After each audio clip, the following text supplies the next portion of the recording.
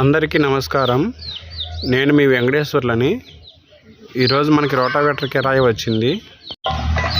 మన ట్రాక్టర్కి రోటావేటర్ తగిలించుకొని చేనుకి వచ్చాను. ఈ చేను అయితే చాలా నెమ్ముగా ఉంది. చేనులో ఇలా బాగా నెమ్ము ఉండడం వల్ల మన రోటావేటర్కి బాగా మట్టి చుట్టుకుంది. రోటావేటర్లో ఇలా మట్టి చుట్టుకొని ఉంటే బండికి కూడా బాగా లోడు పడుతుంది. అలాగే ఆయిల్ కూడా ఎక్కువ తాగుతుంది. అంతేకాకుండా మనకి బ్లేడ్లు కూడా చాలా తొందరగా అరిగిపోతాయి రోటావేటర్లో మట్టి ఉండడం వలన. నేను ఈ రోటావేటర్లో మట్టిని తీయడానికి మనకి ఎక్కడైనా దగ్గరలో కాలువలు ఉంటే ఆ కాలువలో మన మిషన్ రోటావేటర్ని ఆన్ చేసి తిప్పుతాను. ఇలా చేయడం వల్ల రోటావేటర్లో ఉన్న మట్టి మొత్తం జారిపోతుంది.